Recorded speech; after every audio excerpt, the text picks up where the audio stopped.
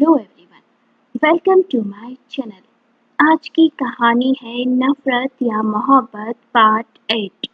अगर आपने चैनल को सब्सक्राइब नहीं किया है तो प्लीज़ सब्सक्राइब कर लीजिए ताकि जिससे आप आगे आने वाली नई नई कहानियाँ देख सकें। वीडियो को लाइक करें, शेयर करें और प्लीज़ चैनल को सब्सक्राइब जरूर करें। अगले दिन आर्यन पाखी को उसके घर पर ड्रॉप कर वहाँ से चला जाता है और अपने घर आने के बाद अपनी मॉम से पाखी और अपनी शादी की बात करता है। जब आर्यन के डैड अपने बेटे के मुंह से शादी की बात सुनते हैं तो वो भी पाखी के साथ पहले तो वो भी साफ इनकार कर देते हैं, क्योंकि कोई भी पिता एक शादीशुदा लड़की के साथ अपने बेटे की शादी तो बिल्कुल भी नहीं कराएगा। मगर पाखी काफी ज्यादा रिच थी, साथ ही खूबसूरत भी, जिसे कोई चाह कर भी मना नहीं कर सकता था। और अपने बेटे की जिद देखकर आर्यन के पिता भी हाँ कह देते हैं।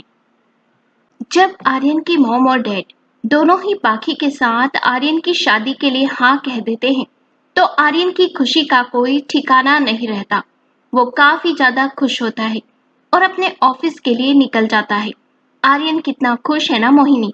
आर्यन के पिता मोहित अपनी पत्नी से बोले, हाँ, हमारा बेटा काफी ज्यादा खुश है और मैं हमेशा अपने बेटे को ऐसे ही खुश देखना चाहती हूँ और मेरे लिए मेरे बेटे की खुशी मायने रखती है, ना कि कुछ और बातें।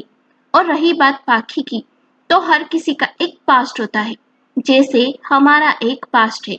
और पाखी वो काफी ज्यादा टैलेंटेड लड़की है और एक सफल बिजनेस वूमन है जिसके लिए लड़कों की लाइन लगी पड़ी है। और अगर आर्यन उसे पसंद करता है, उससे शादी करना चाहता है तो इसमें बुराई ही क्या है। हर किसी को प्यार करने का अधिकार है, अपनी जिंदगी जीने का अधिकार है। बोलते हुए मोहिनी मुस्कुरा देती है और अपनी पत्नी की बात सुन मोहित भी हाँ में अपना सर हिला देते हैं। पाखी का घर। पाखी मिस्टर जैन को देखते हुए बोली, डैड, मैंने फैसला किया है, मैं आर्यन से शादी करूंगी। जैसे ही पाखी इस बात को बोलती है वैसे ही तनु और मिस्टर जैन दोनों ही उसे हैरान नजरों से देखने लगते हैं। जिन्हें हैरान देख पाखी बोली, आप दोनों को इस तरह से ऐसे हैरान होने की जरूरत नहीं है। आप दोनों ने जो सुना सही सुना, मैं शादी कर रही हूँ, वो भी आर्यन से। इतना बोल पाखी शांत हो जाती है। तो यही तुम्हारा आखिरी फैसला है? मिस्टर जैन पाखी से बोले, हाँ डैड। पाखी, तू श्योर है ना? तू सच में आर्यन से शादी कर एक मैरिड लाइफ जीना चाहती है या बस तू? आर्यन को बोलते हुए ही तनु रुक जाती है। तू इतना परेशान मत हो, आर्यन एक अच्छा लड़का है और मुझे लगता है मैं उसके साथ अपनी जिंदगी आराम और प्यार से बिता सकती हूँ। तो तू फिक्र करना बंद कर दे। इतना बोल पाखी मुस्कुरा देती है और वो भी ऑफिस के लिए निकल जाती है। आर्यन का ऑफिस। आर्यन जब ऑफिस आता है तो वह काफी ज्यादा खुश होता है। जिसे ऐसे खुश देख उसके ऑफिस के सारे एम्प्लॉय थोड़े हैरान होते हैं, साथ ही खुश भी होते हैं। जब नील आर्यन को ऐसे खुश देखता है तब वह आर्यन के पास जा उसे देखते हुए बोला, क्या हुआ? क्या कोई बड़ी डील हाथ लगी है या फाइनली मिसेस पाखी ने आपका दिल तोड़ ही डाला? इतना बोल नील हंसने लगता है। बेवकूफ लड़के, पाखी ने मेरा दिल तोड़ा नहीं, बल्कि अब वह हमेशा के लिए मेरी बनने वाली है और बहुत ही जल्द हमारी शादी होने वाली है। कहते हुए आर्यन नील को देखता है, मगर अपने बॉस की बात सुन नील उसे ऐसे देखता है जैसे आर्यन ने कुछ ऐसा बोला हो जो होना मुमकिन ना हो। अब ऐसे खड़े खड़े क्या देख रहे हो? जाओ और जाकर अपना काम करो। काम वाम कुछ करता नहीं, बस सैलरी लेने को कह दो। इतना बोल आर्यन घूर कर नील को देख रहा होता है और आर्यन को इस तरह घूरते देख नील अपना मुंह बनाकर वहां से चला जाता है, जिसके वहां से जाते ही आर्यन भी अपने काम में लग जाता है। पाखी का ऑफिस। पाखी जैसे ही अपने ऑफिस आती है उसका मैनेजर उसे बताता है उसकी एक काफी जरूरी मीटिंग है, जिसे सुन वह मीटिंग रूम में चली जाती है, जहां पर पहले से ही काफी सारे लोग मौजूद होते हैं जो पाखी को देख अपनी जगह से खड़े हो जाते हैं और पाखी के इशारे पर बैठकर मीटिंग शुरू करते हैं। और करीब 2 घंटे तक मीटिंग चलती है, जिसके खत्म करने के बाद पाखी अपने केबिन में जाकर अपना काम करने लगती है। पाखी अभी अपना काम कर ही रही होती है, तभी वहां पर तनु अपने हाथ में कुछ फाइलें लिए आ जाती है और अंदर आते ही सारी फाइलें पाखी के सामने पटक कर सामने लगी कुर्सी पर बैठ जाती है। जिसे ऐसा करते देख पाखी उसे हैरानी से देखते हुए बोली, मिस तनु, ये क्या तरीका है? और क्या आप भूल रही हो कि ये आपका घर नहीं ऑफिस है? बोलते हुए पाखी तनु को घूर रही होती है। मैडम सॉरी, गलती हो गई, पर क्या आप इन सभी फाइलों को पढ़कर इन पर अपनी साइन कर सकती हैं? मुझे इन सभी फाइलों को हमारे क्लाइंट तक पहुंचाना है। तनु थोड़ा चिढ़ते हुए बोली। जिसे ऐसे चिढ़ते देख पाखी उसे हैरान नजरों से देखने लगती है और फाइलों को उठाकर उन्हें पढ़ते हुए उन पर साइन करने लगती है। पाखी, एक बात बता, तेरे दिमाग में क्या चल रहा है और तू क्या करना चाहती है? बोलते हुए तनु गौर से पाखी को देख रही होती है। मेरे दिमाग में क्या चल रहा है? तू इसे छोड़ और एक बड़ी पार्टी की तैयारी कर। बहुत ही जल्द एक बड़ी और ग्रैंड पार्टी होने वाली है हमारे घर, जिसमें सारे अमीर और शहर के नामी लोग इनवाइट होंगे। और हाँ, बहुत ही जल्द मैं तेरी शादी करवाने वाली हूँ, तो तू अब खुद पर भी ध्यान देना शुरू कर। पाखी बिना तनु की तरफ देखते हुए बोली, यार क्या तूने शादी शादी की लत लगा रखी है? मुझे नहीं करनी कोई शादी वादी। और वैसे भी शादी के लिए कोई अच्छा सा लड़का भी तो होना चाहिए, मगर फिलहाल कोई लड़का भी नहीं है और मुझे शादी भी करनी नहीं है। तनु मुंह बनाते हुए बोली, लड़का नहीं है तो मिल जाएगा, इसलिए तो पार्टी रखी है। फाइलें बंद करते हुए पाखी बोली। जिसे सुन तनु कुछ भी नहीं कहती है। वह बस उन फाइलों को वहां से लेकर बिना कुछ बोले ही चली जाती है। जिसे जाते देख पाखी खुद से ही बोली, तूने मेरे लिए काफी कुछ किया है तनु, अब बारी मेरी है। मैं तेरी शादी एक अच्छे लड़के के साथ करा कर तुझे मुझसे आजाद कर सकूं, ताकि तू अब अपने बारे में सोच सके, मेरे बारे में सोचकर परेशान ना हो। इतना बोल पाखी कुछ सोचने लगती है और सोचते हुए ही वापस से बोली, मुझे पता है मैं जो भी करने का सोच रही हूँ वो गलत है, मगर मेरी नजरों में कुछ भी गलत नहीं है, सब सही है और जो मैं करना चाहती हूँ उसे करके रहूंगी। मुझे पता है आयन रघुवंशी, तुम इस समय यहाँ नहीं हो और कहाँ हो मुझे ये भी नहीं पता, पर मुझे इतना जरूर पता है, बहुत जल्द ही तुम लौट कर आओगे और अपनी बर्बादी अपनी आंखों से तुम्हें देखनी होगी। मैं तुम्हें एकदम लाचार और मजबूर देखना चाहती हूँ, बिल्कुल वैसे ही जैसे सालों पहले मैं तुम्हारे सामने हुई थी। मेरे बाबा की मौत के असली जिम्मेदार तुम हो आयन रघुवंशी। तुमने मेरे बाबा को मुझसे छीन लिया, तुमने मुझसे मेरी खुशियां छीन ली। अब बारी मेरी है और बहुत ही जल्द मैं तुमसे तुम्हारी दुनिया, तुम्हारी जिंदगी छीन लूंगी। बहुत प्यार करते हो ना तुम अपने प्यारे भाई से, उसे दर्द और तकलीफ में नहीं देख सकते, मगर अफसोस की बात यह है कि तुम खुद ही अपने भाई की खुशियों को उससे छीन लोगे। इतना बोल पाखी किसी साइको की तरह हंसने लगती है और उसकी वो हंसी काफी भयानक होती है। तनु पाखी के केबिन से बाहर निकल अपनी फाइल में देखते हुए जा ही रही होती है और उसका ध्यान बिल्कुल भी सामने की तरफ नहीं होता और सामने से आर्यन भी नील के साथ अपने मोबाइल में कुछ चेक करते हुए आ रहा होता है, साथ ही उसे कुछ भी बोल रहा होता है और जिसे नील आर्यन के पीछे चलते हुए सुन भी रहा होता है और हाँ में अपना सर हिला रहा होता है। इस समय आर्यन और तनु दोनों का ही ध्यान सामने की तरफ नहीं होता है और चलते हुए ही वे दोनों एक दूसरे से टकरा जाते हैं और टकराने के कारण ही दोनों अपना बैलेंस संभाल नहीं पाते और दोनों साथ में नीचे गिर जाते हैं। आर्यन नीचे और तनु आर्यन के ऊपर। तनु के हाथ में पकड़ी सारी फाइलें हवा में उछल जाती हैं, जिसके सारे पन्ने हवा में उड़ते हुए ही दोनों के ऊपर आ जाते हैं। तनु आर्यन के ऊपर थी और आर्यन तनु के नीचे। उन दोनों की ही आंखें एक दूसरे से टकरा जाती है, मगर तनु और आर्यन दोनों ही एक दूसरे को प्यार भरी नजरों से नहीं बल्कि गुस्से से घूर कर देख रहे होते हैं। तुम पागल लड़के, तुमने मुझे गिरा दिया, कहते हुए तनु गुस्से में आर्यन को देख रही होती है। क्या तुम कोई पागल हो जो सारा ब्लेम मुझ पर ही कर रही हो? एक तो तुम खुद आकर मुझसे टकराई और तो और मेरे ऊपर गिर गई और मुझे ही ब्लेम कर रही हो। पागल लड़की, उठो मेरे ऊपर से। वैसे भी तुम्हारा ये 70 किलो का वजन संभालने की हिम्मत नहीं है मुझ में। बोलते हुए आर्यन उसे घूर कर देख रहा होता है। क्या बोला तुमने? मेरा वजन 70 किलो है। बोलते हुए तनु आर्यन से अलग होती है और अपनी जगह से उठकर खड़ी हो जाती है और गुस्से में अपना पैर पटकते हुए आर्यन को अपनी एक उंगली दिखाते हुए गुस्से से बोली, मैं तुम्हें कहाँ से इतनी मोटी और भारी लग रही हूँ? और तुम्हारी हिम्मत कैसे हुई मुझे मोटी बोलने की?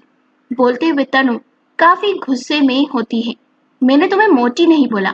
हाँ, मगर तुम खुद ही खुद को मोटी कह रही हो, ये बात अलग है। इतना बोल आर्यन मुस्कुराने लगता है। तुम पागल लड़के, तुम्हें तो मैं देख लूंगी। इतना बोल तनु गुस्से में पैर पटकते हुए वहां से चली जाती है। जिसे जाते देख आर्यन चिल्लाते हुए बोला, साली साहिबा, फाइलें तो लेती जाओ जिसे तुमने गिरा दी है। इतना बोल आर्यन जमीन पर पड़ी फाइलों को उठाने लगता है और नील खड़ा खड़ा अपने हाथों से अपना सर खुजाते हुए कभी तनु को देखता है तो कभी आर्यन को। क्या बोले तुम? तनु आर्यन की बात सुन अपनी जगह पर रुक जाती है और पलटकर आर्यन को हैरानी से देखते हुए बोली, सॉरी साली साहिबा, अगर मेरी बातों से तुम्हें बुरा लगा हो तो। पर क्या है ना, अब तो तुम मेरी साली बनने वाली हो तो तुमसे थोड़ा मजाक मस्ती तो चलता ही रहेगा ना। कहते हुए आर्यन मुस्कुरा रहा होता है और आर्यन की बात सुन तनु भी मुस्कुरा देती है और आर्यन के पास जाकर उसे देखते हुए बोली, वैसे दिखने में तो तुम ठीक ठाक हो, पर कोई बात नहीं, मेरी पाक ही तुमसे काम चला लेगी। इतना बोल तनु भी जोर से हंसने लगती है और तनु की बात सुन आर्यन उसे मुंह बनाकर देखने लगता है। पाखी अपने केबिन के पास ही खड़ी होकर तनु और आर्यन की इस प्यारी सी नोकझोंक को देख रही होती है, जिसे देख उसके चेहरे पर हल्की सी मुस्कान आ जाती है और वो कुछ सोचने लगती है। दूसरी तरफ समर अपने होटल के मैनेजर से किसी जरूरी टॉपिक पर बात करते हुए चल रहा होता है। समर के होटल में काफी बड़ा इवेंट होने वाला था जो 2 दिन बाद ही था। उसके बारे में समर अपने मैनेजर से बातें करते हुए चल रहा होता है और उसका पूरा ध्यान पूरी तरह से अपनी बातों पर होता है और वो कॉरिडोर से होते हुए जा रहा होता है। तभी एक टर्न आता है जिसके लिए समर जैसे ही मुड़ता है, सामने से आ रही एक लड़की से टकरा जाता है जो खुद भी अपने दोस्तों से बातें करते हुए आ रही थी और उसका भी ध्यान सामने की तरफ नहीं होता है, जिस कारण वो खुद भी समर से टकरा जाती है। मगर इससे पहले कि समर और वो लड़की दोनों ही टकराने के कारण गिर पाते, उससे पहले ही समर खुद को किसी तरह संभाल लेता है। साथ ही वह उस लड़की को भी गिरने से बचा लेता है और उसे उसके दोनों कंधों से पकड़ लेता है, जिस कारण वो लड़की गिरने से बच जाती है। ठीक, आप ठीक हो मिस? समर उस लड़की को देखते हुए बोला, जिसने इस समय ब्लू कलर की मिनी ड्रेस पहन रखी थी। उसके सारे बाल कर्ल किए हुए थे, चेहरे पर काफी सारा मेकअप, मगर वो काफी प्यारी लग रही होती है। ओह थैंक यू, मैं ठीक हूँ, वह लड़की समर से बोली, जिसकी बात सुन समर उसे छोड़ देता है और वो वहां से जाने लगता है। जिसे जाते देख वो लड़की जाते हुए समर को देख खुद से बोली, कौन है ये लड़का और ये इतना ज्यादा हैंडसम क्यों है? बोलते हुए वह लड़की समर को देख मुस्कुरा रही होती है। समर जैन नाम है उसका और वो इस होटल का मालिक है। नयन, उस लड़की की दोस्त, उसकी बात सुनकर बोली, क्या सच में वो इस होटल का मालिक है? वो भी इतना यंग और हैंडसम? इसे तो नयन रघुवंशी का बॉयफ्रेंड होना चाहिए। वैसे भी बेस्ट चीजें तो मैं ही डिजर्व करती हूँ, आखिर मैं रघुवंशी परिवार की इकलौती बेटी जो हूँ। कहते हुए नयन मुस्कुराने लगती है। नयन, क्या तू पागल है जो इस तरह की बातें कर रही है? वैसे भी तू उसे जानती ही कितना है। वैसे वो ऑस्ट्रेलिया रिटर्न है, क्या पता उसकी कितनी गर्लफ्रेंड रही होगी। नयन की एक दोस्त उसे देखते हुए बोली। शट अप यार, अगर गर्लफ्रेंड हुई भी तो क्या हुआ, बीवी तो मैं ही बनूंगी उसकी। कहते हुए नयन मुस्कुराने लगती है। रात का समय, पाखी के घर में सभी डाइनिंग एरिया में बैठे डिनर कर रहे होते हैं। साथ ही सभी खामोशी के साथ ही डिनर कर रहे थे, जो आयु को बिल्कुल भी पसंद नहीं था। जिस कारण आयु सभी को देखते हुए बोली, मॉम, क्या हुआ, आज सब इतने शांत होकर डिनर क्यों कर रहे हो। कहते हुए आयशा सभी को देखने लगती है। कुछ नहीं मेरी आयु, बस आज सभी काम कर कुछ ज्यादा ही थक गए होंगे, इसलिए सब इतना शांत थे।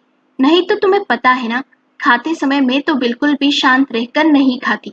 तनु आयशा को देखकर बोली, आप सच में इतना थक गई मासी, जो आप इतनी शांत हो आज।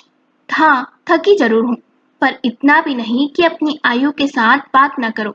इतना बोल तनु मुस्कुरा देती है, जिसके बाद सभी मिलकर डिनर करते हैं। दूसरी तरफ एक लड़का छड़ी की मदद से अपने कमरे में ही इधर उधर चल रहा होता है, मगर वो 4 कदम चलने के बाद ही रुक जाता है, फिर थोड़ा रुक कर वापस चलता है। वो ऐसे करीब 5-6 मिनट करता है, फिर वापस से बेड पर आराम से बैठ जाता है। अभी वह लड़का अपने बेड पर बैठा ही था, उतने में ही उस रूम का दरवाजा खोलकर एक लड़का वहां पर आ जाता है, जिसे देख पहला लड़का उसे सवालिया नजरों से देखने लगता है। तो वह लड़का बोलना शुरू करता है। सर, जैसा आपने कहा था मैंने पता लगाने की कोशिश की, मगर मुझे कुछ भी पता नहीं चला, ना ही हम उनके बारे में कोई जानकारी निकाल पाए। 5 साल पहले ही जब उनके पिता की मौत हुई, उसी दिन के बाद से वो कहीं भी नहीं दिखी। कोई नहीं जानता उनके साथ क्या हुआ, वो कहाँ पर है, जिंदा है भी या नहीं, किसी को कुछ नहीं पता। यहाँ तक कि मैंने अपनी तरफ से अपनी सारी कोशिशें की, हर छोटे बड़े शहर, सब जगह अपने आदमियों को भेजकर उनकी तलाश करवाई, मगर कोई फायदा नहीं हुआ। वो कहीं भी नहीं मिली। अब तो ऐसा लगता है जैसे वो जिंदा है भी या नहीं। वो कुछ बोला नहीं जा सकता। बोलते हुए सामने खड़ा लड़का अपनी नजरें झुका लेता है, मगर उस लड़के की बात सुन बेड पर बैठा लड़का एकदम सुन्न पड़ जाता है, यहाँ तक कि वो कुछ बोलता तक नहीं। जिसे ऐसे देख सामने खड़ा लड़का, जो शायद उसका असिस्टेंट या मैनेजर हो, डर जाता है और उसी डर के साथ बोला, सर आप ठीक हो। इस लड़के की बात सुन बेड पर बैठा लड़का उसे अपने एक हाथ से बाहर जाने का इशारा करता है, जिसे समझकर मैनेजर जल्दी से बाहर चला जाता है और अंदर बैठा लड़का मैनेजर की बातों के बारे में सोचकर काफी ज्यादा दुखी होने लगता है और वैसे ही दुखी होते हुए खुद से ही बातें करते हुए बोला, हो सके तो मुझे माफ कर देना, मुझसे सच में काफी बड़ी गलती हुई है। मुझे तुम्हें उस दिन वैसे छोड़कर नहीं जाना चाहिए था। मुझे जाने से पहले तुम्हें अपनी सच्चाई बताकर जाना चाहिए था। अगर तुम्हें पता चलता मैं कौन हूँ और मैंने वह सब क्यों किया, तो तुम मुझे पक्का माफ कर अपनाती। मगर मुझसे सच में काफी बड़ी गलती हो गई। मैं तुम्हें खोना नहीं चाहता था, मगर देखो मैंने तुम्हें हमेशा के लिए खो दिया है। पता नहीं तुम कहाँ पर हो, मगर जहाँ पर भी रहो मैं बस इतना ही चाहूंगा, तुम हमेशा खुश रहना।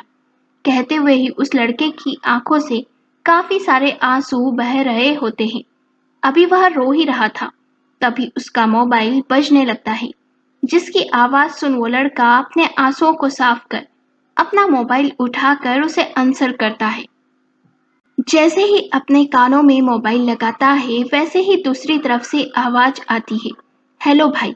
भाई आपको पता भी है मैं काफी ज्यादा खुश हूँ, और जब आप मेरे खुश होने की वजह सुनेंगे तो आप भी काफी ज्यादा खुश हो जाएंगे। कहते हुए ही दूसरी तरफ मौजूद लड़का काफी खुश नजर आ रहा होता है। अच्छा बताओ ऐसा भी क्या हुआ है जो मेरा छोटा भाई इतना ज्यादा खुश है। बेड पर बैठा लड़का मुस्कुरा कर बोला, भाई बहुत ही जल्द मेरी शादी होने वाली है। मॉम डैड मेरी शादी के लिए मान गए हैं। कल ही मॉम डैड मेरा रिश्ता लेकर मेरे सपनों की रानी के पास जाने वाले हैं, और अगर दोनों परिवार वाले मान गए तो 1 हफ्ते बाद ही हमारी सगाई है। और सगाई के 3 दिन बाद ही हमारी शादी हो जाएगी। ये सब मॉम ने खुद ही बोला है। और भाई, इस बार मैं आपकी एक बात भी नहीं सुनने वाला हूँ। इस बार आपको मेरी सगाई तक आना ही होगा, क्योंकि आप नहीं आओगे तो मैं सगाई और शादी दोनों ही नहीं करने वाला। इसलिए आपको आना ही होगा। मैं आपकी कोई भी ना नहीं सुनने वाला, समझे आप? कहते हुए दूसरी तरफ मौजूद लड़का थोड़ा सा नाराज हो जाता है। ठीक है, तू फिक्र मत कर। मैं तेरी सगाई से पहले वहां पहुंच जाऊंगा। फिर मुझे भी तो देखना है वो कौन है जिसने मेरे भाई का दिल चुराया है, और मेरे भाई की पसंद कैसी है वो भी तो देखनी है। बोलते हुए बेड पर बैठा लड़का मुस्कुरा देता है। भाई, अपनी बात से पलटना नहीं। जब आप मेरी सपनों की मलिका से मिलोगे तो आप मेरी पसंद को बस देखते ही रह जाओगे। और मुझे पूरा यकीन है, मेरी पसंद आपको काफी ज्यादा अच्छी लगेगी। वैसे भी मेरी सपनों की रानी दुनिया की सबसे खूबसूरत लड़कियों में से एक है। इतना बोल वो लड़का मुस्कुरा देता है, और बेड पर बैठा लड़का भी मुस्कुराकर फोन कट कर देता है और कुछ सोचते हुए खुद से बोला, मैं तेरे लिए बहुत खुश हूँ मेरे भाई। कम से कम तुझे तो तेरा प्यार मिल रहा है, और शायद मेरी किस्मत में प्यार लिखा ही नहीं है। इतना बोल बेड पर बैठा लड़का अपने मोबाइल में किसी लड़की की फोटो देख उदास हो जाता है, और उस फोटो को देखते हुए ही उसकी आंखें नम सी हो जाती है। क्या लगता है आप सभी को, कौन है ये लड़का और किस लड़की की बात कर रहा है? अपनी राय कमेंट में करके बताएं। पाखी का घर। सुबह का समय। अभी सुबह के 7 ही बजे थे। अभी घर के सभी लोग फ्रेश होकर नीचे आए ही थे। तभी घर की डोर बेल बजती है, जिसकी आवाज सुनकर एक मेड जाकर दरवाजा खोलता है। जिसे ही दरवाजा खुलता है उसके सामने कुछ लोग खड़े होते हैं, और उन्हीं के पीछे काफी सारे बॉडीगार्ड भी होते हैं, जिनके हाथों में काफी सारे गिफ्ट बॉक्स और काफी कुछ होता है, जिन्हें देख मैं थोड़ा हैरान होता है और उसी हैरानी के साथ कहता है, जी, आपको किन से मिलना है? हमें मिस्टर जैन से मिलना है। क्या वह इस समय घर पर हैं? आर्यन के डैड उस मैट से बोले। जी सर, आप सभी अंदर आ जाइए, मैं अभी सर को कहता हूँ। इतना बोलकर मैट सामने से हट जाता है, जिसके बाद आर्यन के मम्मी पापा, चाचा चाची और आर्यन सभी अंदर आ जाते हैं और आकर हॉल में लगे बड़े से सोफे पर बैठ जाते हैं। और सारे गार्ड अपने हाथ में लाए फल, मिठाई और गिफ्ट सामने लगे टेबल पर रख देते हैं, और फिर वह सारे गार्ड वहां से बाहर चले जाते हैं। थोड़ी ही देर में मिस्टर जैन, समर और तनु तीनों ही, जो जस्ट डाइनिंग एरिया में गए थे, हॉल में आ जाते हैं, और वहां का नजारा देख तीनों थोड़े ही हैरान हो जाते हैं। हेलो मिस्टर जैन, आर्यन के मम्मी पापा उन्हें देखकर बोले। जी नमस्ते। मिस्टर जैन उन सभी को देख बोले और अपने बच्चों के साथ सामने लगे सोफे पर बैठ जाते हैं। जी, आप सभी यहाँ पर ऐसे और ये सब, कहते हुए मिस्टर जैन सामने टेबल पर रखे सामानों को देखकर आर्यन की मम्मी पापा से बोले। मिस्टर जैन देखिए, हमें घुमा फिरा कर बात करना नहीं आता, ना ही हमें बात को लंबा खींचना आता है, जिस कारण हम आपसे साफ शब्दों में कहेंगे। आज हम सभी यहाँ पर आपकी बेटी पाखी का हाथ अपने बेटे आर्यन के लिए मांगने आए हैं, और अगर आप इस रिश्ते के लिए हाँ कहते हैं तो हम जल्द ही कोई अच्छा सा मुहूर्त देखकर दोनों बच्चों की शादी करवा देंगे। मोहिनी मिस्टर जैन को देखते हुए बोली। आर्यन की मॉम की इस बात को सुनकर मिस्टर जैन शांत हो जाते हैं, और वह कुछ देर उन सभी लोगों को देखने लगते हैं। मिस्टर जैन को इस तरह से शांत देख आर्यन के दिल की धड़कनें बढ़ जाती है, और उसे डर लगने लगता है कि कहीं मिस्टर जैन उसकी और पाखी की शादी के लिए इनकार तो नहीं कर देंगे। यही सब सोचते हुए आर्यन काफी ज्यादा डरा हुआ होता है। क्या आप सभी जानते हैं, मेरी बेटी पाखी पहले से ही शादीशुदा है, और उसकी एक 4 साल की बेटी भी है। जी मिस्टर जैन, हमें सब पता है, और सारी बातों को जानने के बाद ही हम आर्यन और पाखी के रिश्ते की बात करने आए हैं, और हमारा यकीन कीजिए, हमें इस बात से कोई फर्क नहीं पड़ता कि पाखी की पहले शादी हो चुकी है या उसकी एक बेटी है।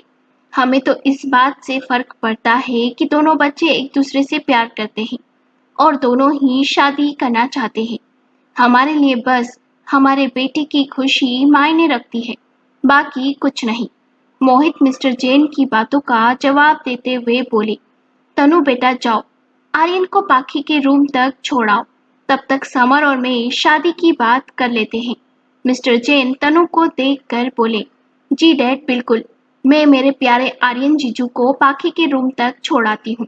तनु मुस्कुराते हुए बोली, और पाखी के रूम में जाने की बात सुन आर्यन भी अपनी जगह पर खड़ा हो जाता है और तनु से अपने साथ लेकर जाती है। जिनके जाने के बाद मिस्टर जैन अपने सामने बैठे सारे लोगों को देखकर बोले, सालों पहले मेरी बच्ची के साथ एक काफी बुरी घटना हुई थी। किसी लड़के ने जबरदस्ती मेरी बच्ची के साथ शादी की और उस शादी के बाद जबरदस्ती कर उसे वैसे ही छोड़कर चला गया और कभी एक बार भी पलटकर मेरी बच्ची की तरफ नहीं देखा। कहते हुए मिस्टर जैन की आवाज हल्की सी भारी हो जाती है। और तब से लेकर अभी तक मेरी बेटी एक बेरंग सी जिंदगी जी रही है, जहां उसके पास उसका पति नहीं है, पर फिर भी उस आदमी की जबरदस्ती को अपने गले लगाए आज भी बैठी है। मैंने तो सोचा था कि मेरी पाखी कभी अपनी जिंदगी में आगे ही नहीं बढ़ पाएगी, मगर आज मैं सच में अपनी बेटी के लिए बहुत खुश हूँ, क्योंकि उसे आर्यन जैसा प्यार करने वाला जीवन साथी मिल रहा है। कहते हुए मिस्टर जैन मुस्कुरा देते हैं। पाखी के साथ जो भी हुआ वह काफी गलत और बुरा हुआ, मगर जो भी हुआ उसमें पाखी का कोई दोष नहीं है, ना ही हमें इस रिश्ते से ऐतराज है। और जब दोनों बच्चे राजी हैं तो क्यों ना हम एक बड़ी पार्टी ऑर्गेनाइज कर दोनों बच्चों की शादी का ऐलान कर दें। मोहिनी मुस्कुराते हुए समर और मिस्टर जैन को देखकर बोली, इधर आइए जीजा जी, मैं आपको आपकी दुल्हनिया के कमरे तक ले चलती हूँ। तनु हंसते हुए बोली, बिल्कुल साली साहिबा जी। आर्यन भी मुस्कुरा कर बोला, और ऐसे ही दोनों बातें करते हुए चल रहे होते हैं।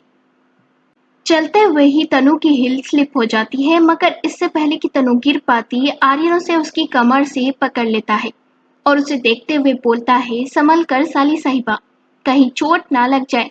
थैंक यू जीजा जी, अगर साली गिरती है तो आप बचा लेना। इतना बोल तनु ठीक से खड़ी होती है और कमरे की तरफ इशारा कर बोली, लीजिए आपकी मंजिल आ गई, अब मैं चलती हूँ। इतना बोल तनु वहां से चली जाती है और आर्यन भी मुस्कुराते हुए दरवाजे के पास जाकर सोचने लगता है, क्या उसे दरवाजा खटखटाना चाहिए या फिर बिना खटखटाए अंदर जाना चाहिए। काफी देर तक कुछ सोचने के बाद आर्यन दरवाजा बिना खटखटाए ही अंदर चला जाता है। जैसे ही वो अंदर जाता है उसकी आंखें हैरानी से बड़ी हो जाती हैं। आर्यन जैसे ही दरवाजा खोलता है वैसे ही काफी ज्यादा हैरान हो जाता है, क्योंकि कमरे में कोई भी अंदर नहीं था, जिस कारण आर्यन सारा कमरा देखने लगता है। तभी उसे बिस्तर पर सो रही आयु दिखती है, मगर पाखी कहीं भी नहीं दिखती। यह देखकर आर्यन थोड़ा हैरान हो जाता है। साथ ही उसके कदम खुद ब खुद ही बिस्तर की तरफ बढ़ जाते हैं और वह बिस्तर के पास खड़ा होकर प्यार से आयु को देखने लगता है, जो सोते समय काफी ज्यादा क्यूट और प्यारी लग रही होती है, बिल्कुल किसी नन्हे खरगोश की तरह। साथ ही आर्यन और आयु दोनों की ही शक्ल एक दूसरे से काफी हद तक मिलती भी है, जिस कारण आर्यन को आयु काफी ज्यादा अच्छी लगती है। आर्यन अभी बिस्तर के पास खड़ा आयु को देख ही रहा होता है, तभी बाथरूम का दरवाजा खुलता है। अंदर से पाखी बाथरोब पहनकर बाहर निकलती है। इस समय पाखी ने अपने बालों पर तौलिया लपेट रखा था। नहाकर आने की वजह से पाखी का गोरा चेहरा हल्का गुलाबी नजर आ रहा है और उसके गोरे सुंदर पैर भी आधे दिखाई दे रहे होते हैं। जब आर्यन पाखी को इस तरह देखता है तो उसकी नजर ही पाखी से नहीं हटती और वो उसे देखने लगता है। पाखी अपनी ही धुन में अपने बालों को तौलिए से पोंछती हुई जाकर शीशे के सामने खड़ी हो जाती है और वैसे ही खड़ी होकर बालों को सुखा रही होती है। मगर जैसे ही उसे एहसास होता है कि किसी की नजरें उसे काफी देर से निहार रही है, वह झट से पीछे पलट जाती है और आर्यन को वहां देख पाखी काफी हैरान होती है। आर्यन, तुम यहाँ पर कैसे? पाखी हैरानी के साथ बोली। मैं अकेला नहीं बल्कि अपनी पूरी फैमिली के साथ आया हूँ तुम्हारे डैड से तुम्हारा हाथ मांगने और जल्द से जल्द तुम्हें अपनी पत्नी बनाकर ले जाने के लिए। इतना बोलकर आर्यन वहीं बिस्तर पर बैठ जाता है। उसकी बात सुनकर पाखी पहले तो हल्का सा हैरान होने का नाटक करती है, मगर थोड़ी ही देर में उसकी हैरानी एक चमक में बदल जाती है और वह मुस्कुराने लगती है। मैं अभी चेंज कर आती हूँ। इतना बोलकर पाखी चेंजिंग रूम में चली जाती है। आर्यन और पाखी की आवाज सुनकर आयु की नींद भी खुल जाती है और वह उठकर बैठ जाती है। मगर जैसे ही आयु अपने पास आर्यन को देखती है वैसे ही उसके चेहरे पर एक प्यारी सी मुस्कान आ जाती है। अंकल आप यहाँ? आयु खुश होते हुए बोली। हाँ, मुझे तुम्हारी याद आ रही थी, इसलिए देखो मैं चला आया। आर्यन आयु को अपनी गोद में लेते हुए बोला। आप सच कह रहे हो अंकल? आपको मेरी सच में याद आ रही थी या मॉम की? इतना बोलकर आयु अपनी दोनों आईब्रो ऊपर उठा देती है। वैसे मैं तुमसे झूठ नहीं कहूंगा, मैं यहाँ तुम्हारी मॉम से ही मिलने आया था, पर अच्छा हुआ जो तुम भी मिल गई। मेरे पास तुम्हारे लिए एक सरप्राइज है, वो भी काफी बड़ा और स्पेशल वाला। इतना बोलकर आर्यन प्यार से आयु का माथा चूम लेता है, जिसे देख आयु भी आर्यन के गाल पर किस कर बोली। मुझे पता है अंकल आपका सरप्राइज, मैं काफी खुश भी हूँ क्योंकि आप मेरे डैडी बनने वाले हो। इतना कह आयु अपनी दोनों बाहें आर्यन के गले में लपेट देती है, जिसे ऐसा करते देख आर्यन भी प्यार से उसे अपने गले से लगा लेता है और आयु को अपने गले लगाते ही आर्यन को काफी सुकून मिलता है। और मिले भी क्यों ना, उन दोनों के बीच खून का रिश्ता जो था, मगर इस बात से अभी वो दोनों अनजान थे। वो दोनों अभी एक दूसरे से गले लगाए हुए ही थे। तभी चेंजिंग रूम का दरवाजा खुलता है और पाखी एक बिजनेस सूट पहने बाहर आती है। इस समय पाखी एक परफेक्ट बिजनेस वूमन लग रही होती है।